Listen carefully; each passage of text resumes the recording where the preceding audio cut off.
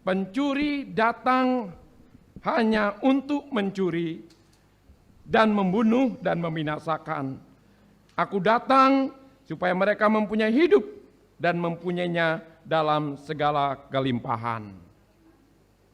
Bapak, Ibu, saudara-saudara, tatkala ada pergumulan dan ada masalah, jangan tetap di rumah. Bukalah tiraimu, bukalah jendelamu, dan bukalah pintumu. Keluarlah dari rumahmu. Pertanyaannya, tatkala engkau membuka pintu, siapa yang engkau lihat? Engkau melihat pencuri? Engkau melihat perampok? Engkau melihat serigala? Atau engkau melihat gembala? Tatkala engkau keluar dari rumahmu dan berjalan ke tengah-tengah dunia ini, engkau bertemu dengan siapa? Engkau bertemu dengan pencuri? Engkau bertemu dengan perampok? Engkau bertemu dengan serigala? Atau engkau bertemu dengan gembala? Siapa yang ada di depan saudara? Tatkala saudara keluar dari rumah untuk bekerja dan berkarya di tengah-tengah dunia ini, di mana Tuhan mengutusmu, siapa yang berjalan di depanmu? Apakah pencuri sudah menantimu? Perampok sudah menantimu? Serigala menantimu? Atau sebaliknya, Sang Gembala telah menantimu? Bapak, saudara-saudara, ya, Gembala. Gembala mengenalmu, mendengarkanmu, memanggilmu, dan menuntunmu. Dalam kondisi apapun, di dalam Mazmur 31 dikatakan, di dalam kesesakanku, di dalam kedukaanku, di dalam kesengsaraanku, di dalam celaku, di dalam kehidupanku seperti orang mati, di sanalah gembala itu hadir. Di dalam pikiranku yang kosong, di dalam hatiku yang kosong, dalam hidupku yang tanpa, dan aku takut dalam kehidupan ini, di sanalah gembala itu hadir. Dia mengisi kekosongan saudara. Bapak, saudara-saudara, iya, dia memanggilmu secara pribadi. Dia menemuimu secara pribadi. Dan dia mau berbicara padamu secara pribadi. Gembala itu memanggil domba-dombanya masing-masing menurut namanya. Dan dia tahu posisi saudara secara pasti. Di antara miliaran manusia di dunia ini, dia tahu posisimu. Tatkala engkau sedang duduk, sedang berbaring, dan sedang berjalan, dan dia memanggilmu. Dengar dia panggil nama saya, dengar dia panggil namamu, dengar dia panggil nama saya, juga dia panggil namamu. Apa jawabnya? Ku jawab ya, ya, ya. Ku jawab ya, ya, ya. Ku jawab ya Tuhan, ku jawab ya Tuhan, ku jawab ya, ya, ya. Ya Tuhan, ini aku dalam kesesakanku, ini aku di dalam kedukaanku, ini Tuhan aku dalam kesengsaraanku, ini aku Tuhan dalam ketercelaanku, dan ini Tuhan dalam keputusasaanku. Aku mau dengar suaramu. Dan untuk itu, dia hadir untuk saudara dan saya. Amin. Bapak, saudara-saudara, dia menuntunmu. Dia berjalan di depanmu. Lihatlah dia depanmu, dia gembala. Itu sebabnya waspadalah. Karena dalam kondisi yang seperti itu juga, kadang-kadang pencuri datang untuk mencuri, membunuh, dan membinasakan. Tetapi gembala juga datang untuk memberikan hidup. Memberi hidup dalam kelimpahan. Karena dia telah menyerahkan nyawanya bagi kita. Di sini kita melihat di dalam Yohanes 10 ini dipusatkan pada gambaran domba, kandang domba dan gembala. Gambaran pedesaan Timur Tengah di mana domba mudah ditemui dan didapatkan. Dan Yesus menempatkan dirinya sebagai gembala. Bagi saudara-saudara, siapa Yesus bagi hidupmu? Apa yang ingin Kristus lakukan bagimu? Dia katakan, akulah pintu. Kristus berbicara kepada mereka tentang terang dan gelap, juga tentang gembala dan domba. Dan gembala itu adalah seorang pemimpin. Gembala adalah pemimpin rohani, pemimpin politik. Itu sebabnya raja dan nabi sering juga disebut sebagai gembala. Karena Kristus adalah gembala yang agung, menempatkan dirinya sebagai gembala yang agung. Maka Kristus juga memanggil saudara dan saya menjadi gembala-gembala. Sebagai ayah, engkau adalah gembala bagi istrimu dan bagi anak-anakmu. Sebagai koko, sebagai abang, engkau adalah gembala bagi adik-adikmu. Sebagai saudara-saudara yang dewasa secara rohani, engkau adalah gembala bagi adik-adik rohanimu. Karena Kristus adalah gembala yang agung, maka dia mengajak saudara dan saya, menempatkan saudara dan saya sebagai gembala-gembala, dan kita adalah gembala bagi sesama. Gelar Yesus ada 200 di dalam Injil, tapi salah satu yang sangat menonjol adalah gembala. Kalau demikian, gelar apa yang kita miliki? Gelar apa yang diberikan orang kepada kita? Wah, Pak Pendeta, orangnya itu ramah deh. Orangnya itu baik hati. Pak Pendeta, dia itu orangnya humble, rendah hati. Care, peduli. Tidak pelit, tidak pikir. Wah, Pak Pendeta, orangnya itu pasti lucu. Kalau nggak ada dia pasti sunyi persekutuan kita. Pak Pendeta, orangnya itu suka membantu. Pak Pendeta, orangnya itu tidak memandang bulu, tidak memandang muka, tidak cari muka. Orangnya tulus. Oh ya. Kira-kira saudara digelarin apa oleh teman dan sahabatmu dan keluargamu? Oleh gerejamu, oleh teman dan sahabatmu. Gelar apa yang kau miliki, yang melekat dalam dirimu, yang dilihat, dirasakan, dan dinikmati oleh sesamamu. Baik sebagai keluarga, teman dan sahabat dalam pekerjaan pelayanan, juga di tengah-tengah persekutuan. Hidup dan kesaksian kita, gembala harus memiliki kesediaan untuk berkorban. Ciri khas daripada gembala adalah kerelaan, kesediaan untuk berkorban. Horas Amang, selamat malam Amang. Ya selamat malam Pak Pendeta. Dari mana aja Amang? Saya tadi dari kampus mengajar. Kemudian saya pulang ke rumah, menjemput anak saya les. Saya menunggu dia di mobil, dan sekarang saya mengantar anak saya sekarang latihan musik. Karena besok dia akan melayani. Dan pada saat anaknya 1 jam lebih latihan musik, bapak itu membaca buku di mobilnya. Itulah seorang gembala yang baik dalam keluarga. Berkorban. Sudah capek mengajar, pulang lagi, ngantar lagi les, ngantar lagi latihan musik untuk ibadah ke gereja. Itulah gambaran gembala. Bagaimana dengan saudara dan saya sebagai gembala? Adakah nilai sebuah pengorbanan yang engkau berikan bagi keluargamu, bagi gerejamu, dan bagi Tuhanmu? Baik saudara-saudara, di sini dikatakan pertengkaran itu diawali karena penilaian daripada kehadiran si pengemis dalam rumah ibadah. Pengemis bagi gembala-gembala palsu tidak peduli pada orang ini, mereka bahkan mengusirnya.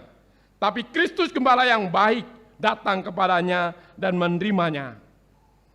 Setiap gembala yang benar harus dipanggil oleh Allah dan diutus oleh Allah.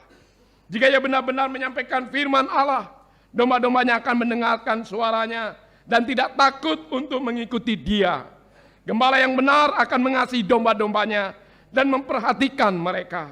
Gembala itu tidak hanya memimpin domba-dombanya tersebut keluar, tetapi ia juga memimpin mereka masuk. Dan Kristus adalah pintu. Kristus adalah pintu yang membawa saudara dan saya ke padang rumput yang hijau dan luas. Sehingga hidup saudara dalam kelimpahan. Kristus adalah pintu yang membawa saudara dan saya ke air yang jernih dan tenang. Sehingga pikiranmu, hatimu, jiwamu, rohmu disegarkan. Tubuhmu disegarkan. Sering sekali sakitnya tubuh ini diawali dengan jiwa dan roh yang sakit dan merana. Tatkala jiwamu dan rohmu kuat, maka tubuhmu dapat menahan bakteri, virus, dan kuman. Tapi jika jiwamu dan rohmu merana, maka tubuhmu pun gampang mengalami kesakitan. Itu sebabnya di sini sangat penting kehadiran gembala yang mengaruniakan keselamatan bagi domba-dombanya. Keselamatan, bahasa aslinya itu yasa. Yasa artinya diselamatkan. Seseorang dipulihkan dari sakit yang parah. Yasa. Berhasil melewati badai yang dahsyat. Yasa. Bertahan hidup melewati peperangan. Yasa. Dinyatakan engkau bebas dari hukuman mati. Itulah yasa. Itulah makna daripada keselamatan di dalam Yohanes pasal 10 ini. Kamu diselamatkan dari penyakitmu yang parah. Kamu diselamatkan dari badai yang dahsyat. Kamu diselamatkan dan melewati dari peperangan yang begitu hebat. Dan kamu dikatakan benar dan bebas dari hukuman mati. Itulah nilai yasa, keselamatan yang dikatakan dalam hal ini. Di sini dikatakan, di sini disebutkan pencuri dan perampok. Siapa pencuri? Pencuri adalah iblis yang berjalan keliling seperti singa yang mengaum-ngaum mencari orang yang dapat ditelannya. Oleh sebab itu orang yang percaya harus melawan dengan iman yang teguh dan kokoh. Saya melihat dua hal yang positif dalam iblis. Pertama, iblis itu selalu aktif.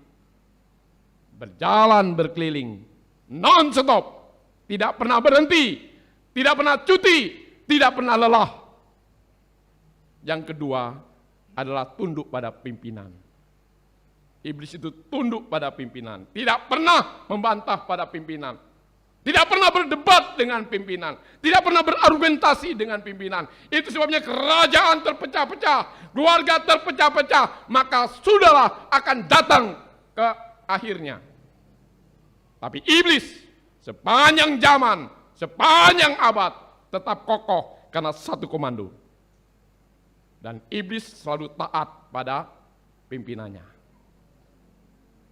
Jadi kalau saudara hargai pemimpinmu dan selalu giatlah layani Tuhan.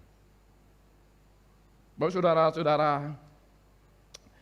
apa bedanya antara pencuri dengan perampok? Kalau pencuri itu kadangkala terjadi karena ada kesempatan. Sebetulnya dia tidak punya niat. Saya mau jalan-jalan lah. Ya, tapi pada saat dia lihat motor kuncinya masih lengket, itu motor kuncinya masih, lihat kanan kiri orang jauh udah ambil. Kemudian dia jalan-jalan, pintunya terbuka, gerbangnya terbuka, lihat kanan kiri nggak ada orang, ambil. Itu pencuri. Tapi kalau perampok, saya akan merampok. Dia memperlengkapi dirinya. Dia mempersiapkan dirinya, dia mempersenjatai dirinya. Saya akan merampok itu.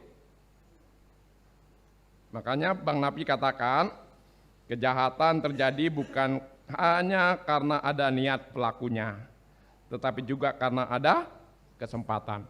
Waspadalah, waspadalah, waspadalah. Masih ingat itu iklan di pagi hari tahun 80-an, 90-an ya? Kita diingatkan itu oleh Bang Napi, ya kan?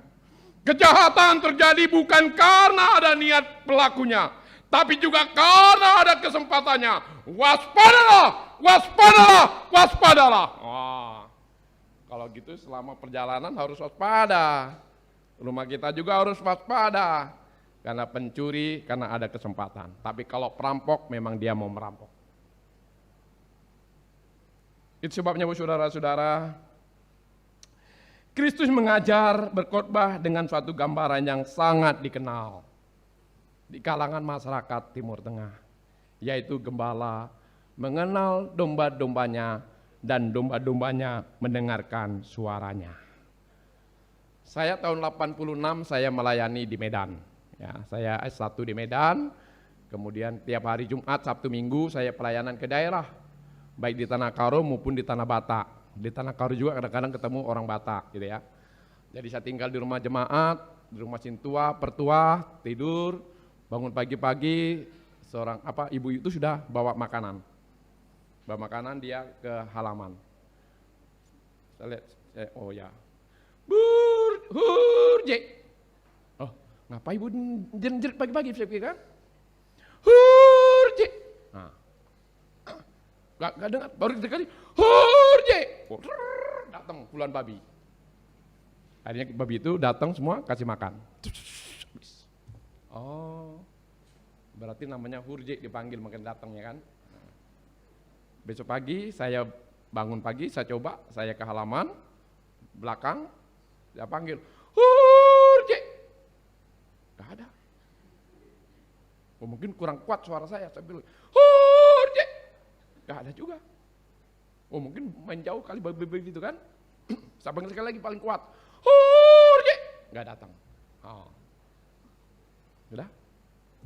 Datang mungkin karena tingkah laku saya seperti itu, ibu itu menghampiri. Ada apa anakku? Aku panggil hurje gak datang nandai gini. Inang, lu, nandi biring, gak datang bilang ya. Sini, dia bawa makanannya. Datang, hurje, datang 10, makan. Saya belajar dari situ. Jadi bukan karena banyaknya saya memanggil, bukan kerasnya suara saya, sehingga hurje ini datang atau tidak datang. Siapa lu? Manggil-manggil gua. Artinya saya tidak dikenal. Sehingga 3 kali dengan suara yang paling keras, dia tidak akan datang. Tapi sang ibu cukup sekali dengan lembut, hurje, datang.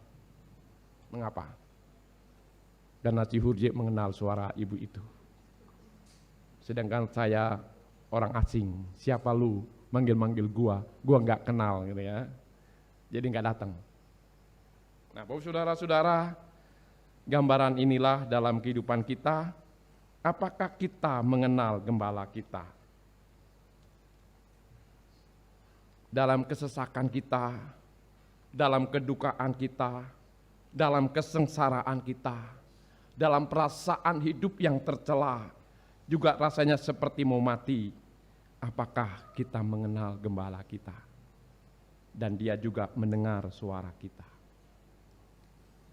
Berbeda dengan pencuri yang mengambil kehidupan, Kristus memberikan kehidupan. Kehidupan yang Kristus berikan sekarang ini adalah kehidupan yang kaya dan penuh melimpah. Itu adalah hidup yang kekal, dan itu segera dimulai, dan sudah dimulai. Kehidupan di dalam Kristus adalah hidup yang pada taraf yang lebih tinggi. Karena di sana ada pengampunan. Di sana ada kasih. Di sana ada bimbingan, ada penyertaannya, ada kehadirannya. Dia hadir sebagai Yehova Nisi, panji keselamatanku. Dia hadir sebagai Yehova Rafa, Allah yang menyembuhkan, Allah yang memulihkan, Allah yang merawat, Allah yang memelihara hidupku. Dia hadir sebagai Yahweh Jireh, Allah yang menyediakan dan Allah yang mencukupi setiap kebutuhanku, keperluanku, kerinduanku, dan harapanku. Allahku akan memenuhi segala keperluanmu menurut kekayaan dan kemuliaan di dalam Kristus Tuhan. Apakah engkau masih meragukannya? Apakah engkau masih bimbang atasnya? Apakah engkau masih mencari hal yang lain? Bapak saudara-saudara, sudahkah saudara menyambut kehidupan pemberian, pengampunan dan kasih-Nya dan bimbingannya? Dia adalah Yehova Shalom yang memberikan ketentraman kita, kedamaian dalam diri kita, dan sentosa di dalam kehidupan kita. Memang kita harus menyadari sebagai domba, domba tergantung kepada gembala, mudah tersesat dan sulit kembali. Domba akan aman karena ada pintu mudah, bebas, keluar masuk, dan sana ada gembala yang menjagai mereka.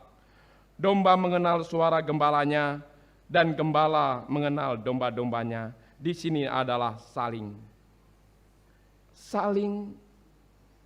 mendengar dan saling mengenal. Ya, pada waktu saudara masuk melalui pintu, saudara menerima hidup dan diselamatkan.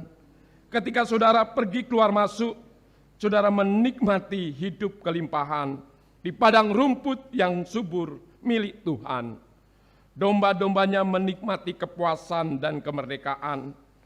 Kristus bukan hanya pernah memberikan hidupnya bagi kita, melainkan Dia juga memberikan hidupnya kepada kita sekarang ini. Dia hadir untukku dan Dia hadir untukmu. Dia hadir dalam perjalanan kita. Dia adalah gembala yang baik, yang harus kita ikuti, kita turuti. Ada dua jenis gembala. Kalau di Indonesia gembala itu di belakang dengan cambuknya, ya apa? Cambuk apa tuh? Pecut. Dengan pecutnya, sapi, kerbau, domba jalan. Cep. Kalau mau ngambil sesuatu, pecut. Lambat jalan, pecut, gitu ya. Kemudian mau belok kanan, pecut, gitu. Jadi gembala di Indonesia di belakang, domba, sapi, lembu depan jalan. Jadi tergantung pada pecut.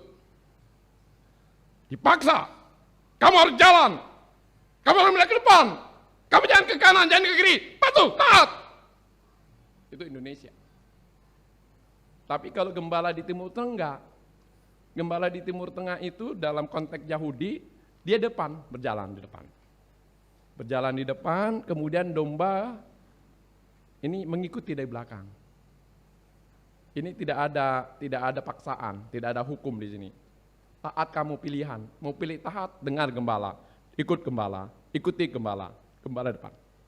Enggak tahu gembala itu apakah dombanya itu lari kanan kiri atau berhenti atau mogok, enggak ngerti. Dia jalan depan. Dan domba itulah yang ikut di belakang. Ikut dengan setia. Enggak ada paksaan. Nurut. Ini adalah sebuah pilihan. Ikuti gembalamu. Dengarkan gembalamu. Ikuti gembalamu, turut gembalamu itu. Kalau di Indonesia harus berpecut. Harus dipaksa. Dan itulah yang dilakukan oleh Yesus. Ini pun adalah sebuah pilihan.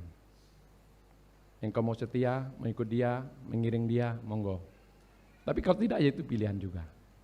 Itu sebabnya, gembala yang baik ku turut, tidak pernah aku ditinggalkannya.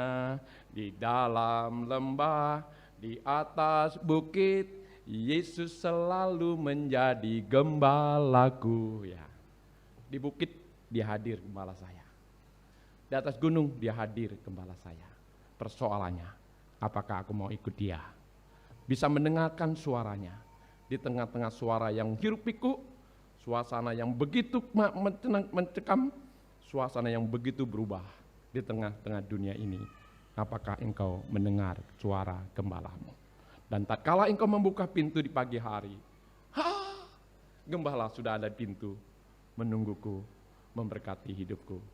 Selamat pagi Bapa, selamat pagi Yesus, selamat pagi Roh Kudus. Terima kasih atas anugerah-Mu. Semalam telah berlalu, ku memuji, ku bersyukur, ku muliakan nama-Mu. Allah Bapa, Putra dan Roh Kudus, terima kasih. Gembala menunggu depan pintu kita. Dan gembala mau berjalan bersama dengan kita. Dia berjalan di depan kita. Itu sebabnya, tatkala engkau buka pintu, temuilah gembalamu yang setia menantimu. Jangan lihat di sana ada pencuri, jangan lihat di sana ada perampok, jangan lihat di sana ada serigala, tapi lihatlah gembalamu hadir untukmu. Dia siap membelamu dan berjalan bersamamu. Engkau boleh percaya dan mempercayakan, dan engkau boleh memiliki ketentraman dalam hidupmu hari itu, karena Tuhan bersamamu. Amin. Kita doa. Bapak saudara-saudara, saya persilakan berdoa secara pribadi. Jika kondisi keadaanmu seperti gambaran di dalam Mazmur 31 tadi, untuk itulah gembala hadir untuk saudara dan saya. Jika hidupmu penuh dengan kesesakan, hidupmu penuh dengan kedukaan, hidupmu diwarnai dengan kesengsaraan dan merasa tercela, sehingga hidup ini merasa hampa, pikiran kosong, hatiku kosong, hidupku hampa, dipenuhi dengan ketakutan, dan hidupku rasanya bagaikan orang yang sudah mau mati. Dalam kondisi seperti itulah gembalamu hadir. Dia mengisi kekosonganmu dan dia mau hadir untukmu. Persoalannya, apakah engkau mendengarkan suaranya dan merasakan kehadirannya? Apakah engkau tertuju kepada perampok, tertuju kepada pencuri, atau tertuju pada serigala? Atau sebaliknya engkau tertuju pada Sang Gembala yang hadir dalam pintu kehidupanmu dan sebagai pintu masuk dalam kemuliaan Tuhan. Bapa, terima kasih untuk firman-Mu hari ini. Ajari kami di tengah-tengah kesesakan kami, kedukaan, kesengsaraan, bahkan hidup merasa tercela dan hampa dan gagal. Kami dapat merasakan kehadiran Sang Gembala yang hadir dalam hidup kami. Tolonglah kami untuk terus percaya dan mempercayakan padanya, yang hadir bersama-sama dengan kami, bahkan berjalan bersama dengan kami, yang membawa kami pada keberhasilan, kemenangan, sukacita dan damai sejahtera. Tuhan, terima kasih. Ampuni kami jika selama ini kurang setia, tapi hari ini biarlah kami semakin setia di dalam mengiring Engkau. Gembala kami yang agung, Yesus Kristus, Sang Juru Selamat kami, dan pintu masuk dalam kemuliaan surga, juga dalam kekekalan, dalam hidup, dalam kelimpahan. Berkati seluruh jemaat dan umat-Mu, Engkau menyertai mereka dan memberkati kehidupan mereka hari ini, esok, bahkan sampai selama-lamanya. Demi Yesus Kristus. Amin.